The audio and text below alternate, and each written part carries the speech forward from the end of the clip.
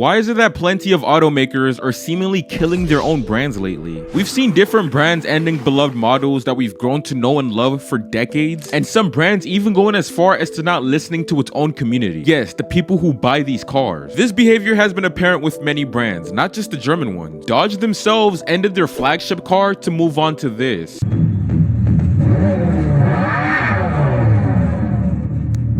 But no, this video isn't about Dodge or American cars. That's a video for another day. It's about how German automakers, specifically Mercedes and BMW, are killing their own brand. Before we even go there, let's talk about what these brands have taken from us. German automakers have always been in my top 3 when it comes to how good of a car that they make. While I personally prefer the raw power of an American V8 or the heavenly sound of an Italian V12, you have to give credit where it's due. German cars have always been in a league of their own when it comes to track capabilities and just overall engineering. If you looked on Google about the fastest times on many tracks in the world, there's no doubt gonna be a German car in the top 3, 10 out of 10 times. It's just how it's always been. My favorite German cars being the BMW M8 Grand Coupe and the AMG GT Black Series. But lately, I just feel like they've lost their edge. So I thought I'd make this video, because I really want to dive into what's happening with all these brands that we all know and once loved. There was a time when German automakers were the gold standard in the automotive world. They were very well respected by car enthusiasts and the general public as well. These brands were often the benchmark for performance, luxury, practicality, and just overall status. Not sure about y'all, but growing up where I'm from, it was a flex to own a German car. We called them foreigns because it was such a cool status to own one. BMW, Mercedes, Volkswagen, Audi, they all set the bar extremely high. Even the community often praised them, and sometimes annoyingly so. We all despise how overrated they can get, whether that's by the TikTok edits or just the unhinged glaze. But all that did was really show how good these brands were. Some of the most respected cars out of Germany were the BMW M5 and the Mercedes-AMG C63. Whether it's the older generations or even the recent ones. No matter how overrated or overhyped these cars got, everybody could come together and agree that they were great cars. They were actually good. The geniuses at these companies somehow managed to craft machines that were powerful, good looking, and even practical to own. They did this for many decades with no fail. These cars were the dream of many car enthusiasts, including myself. Historically, BMW and Mercedes-Benz has been one of the faces of automotive industry for many years now. And I think that's a safe statement to say. It's not a crazy take. These brands have pristine legacy of producing vehicles that combine luxury with performance. And that's kind of what they've always been known for. I like to think of BMW as the brand that produces sports performance cars, but also has a touch of luxury. But BMW has always made performance their main focus. On the other hand, I like to think of Mercedes as the opposite. A luxury car with comfort in mind with a touch of sportiness. You know? The BMW M series, for instance, has always been paired with precision driving experience and pleasure. Models like the E39 M5 and the E46 M3 are often looked upon as some of the best driver cars ever made, period. Similarly, Mercedes-AMG models like the W204 C63 and the SLS AMG were celebrated for their raw power and their great sounding exhaust notes. Keep that in mind for when we talk about the new C63. And then we have Audi with its quattro all-wheel drive system, and it revolutionized rally racing and brought the technology to its road cars. And then Volkswagen, known for its iconic GTI and how it made performance accessible to the mass majority of people. However, the current state of German engineering and their automakers and their cars is a whole different story now. Many people, including myself, feel that they have fallen off. Let's talk about the new BMW G90 M5, for example. You wanna know something crazy? It's heavier than a Ram 1500. Let that sink in. A sports sedan is heavier than a full-sized pickup truck. Isn't it crazy how BMW boys used to make fun of Hellcat Chargers and Challengers for being boats? And now their M5 is the same weight as a Dodge Durango Hellcat. If Hellcats are boats, then M5s are cruise ships now, cause damn. And then the new Mercedes C63 with a 4-cylinder engine?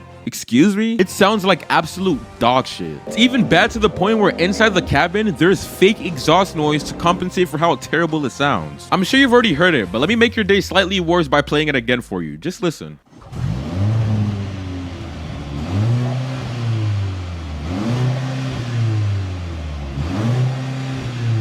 Yeah, I never thought I'd see the day where a straight pipe 350Z would sound better than an AMG C63. These models are not living up to their nameplate at all, and the reaction of the general public shows that. The BMW M5, which was once the epitome of sports sedan market, has faced criticism for its obesity and handling. The latest G90 generation M5 did introduce a hybrid powertrain, combining a 4.4-liter twin-turbo V8 with its electric motor, and then this setup in total gives it a combined output of about 727 horsepower, but the car's curb weight has increased to about about 5,368 pounds. Yeah, I understand the fact that they added a hybrid powertrain, and of course that's gonna add some weight, but you guys aren't understanding. The addition of a hybrid powertrain wouldn't add an extra 1,000 pounds. Yes, the F90 M5 is literally over 1,000 pounds less than the G90. Let's take the new Porsche 911 Carrera for example, the hybrid one. The older generation weighs about 100 pounds less than the hybrid version, so it's definitely possible to be a hybrid car without weighing the size of the moon. Despite the M5's impressive power and straight line performance, many enthusiasts feel that the G90 M5 lacks the driver engagement of the previous generation. Some people even saying that it's slower than the previous generation M5, which is crazy. Obviously I can't confirm that, but if it's true that BMW made a new M5 that's slower than the previous generation, they're cooked. All in all, the hybrid system, which yeah has its benefits, you got fuel efficiency, emissions and all that, it also has many negatives as well. It has added complexity and weight that ultimately detracts from the car's overall performance, and that is not what we asked for. The Mercedes-AMG C63, another icon in the car community, has also seen a dramatic change, and unlike Porsche, it's not for the better. Let me explain. The latest generation has replaced the beloved 4-liter V8 engine with a 2-liter 4-cylinder engine. As much as this isn't completely Mercedes' fault, it still hurts as a car enthusiast to witness this. This change was driven by stricter emissions regulations and the push towards electrification, and as you'd expect, the new engine has not been well received by the general public. The sound, a crucial part of the AMG experience, is no longer the exciting V8 that it used to be, but rather it's been replaced by a 4-cylinder engine that sounds like absolute trash. This car literally sounds like a Prius now,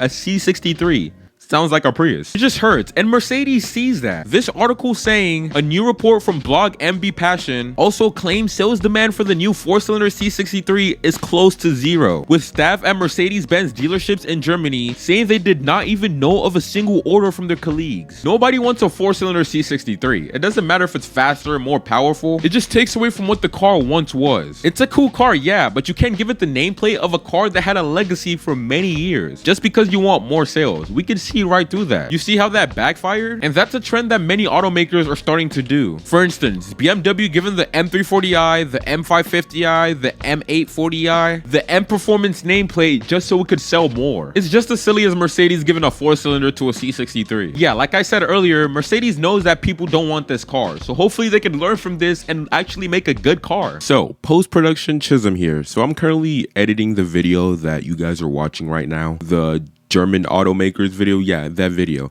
I was editing and I just decided to, let me just check my analytics real quick. And I come to find out that 92% of you guys watching this video right now aren't subscribed. Excuse me, hit that button, it costs you nothing. And plus, I'm gonna hit 100K in literally a few days. So be here before then. Hit that button. Thank you. On the other hand, American cars are stepping up. You see, I'm not saying this to compare. I'm just saying this because if German automakers continue with this downward trend, the other countries like America, Italy, Japan will all eventually take over and overshadow Germany. The new Mustang GTD, for instance, from Ford shows that American automakers aren't ruining their brands anytime soon. Ford is still making powerful V8 engines and offering good driving experiences like they always did. The Mustang GTD with its V8 engine and track-focused design is a clear example of this. In fact, the whole S650 generation is an example of a car company doing the right things. The GTD, a supercharged 5.2-liter V8 that produces over 800 horsepower in 2024. With all the regulations, we're still getting big V8s from Ford. And have you heard how beautiful it sounds? Just listen for this.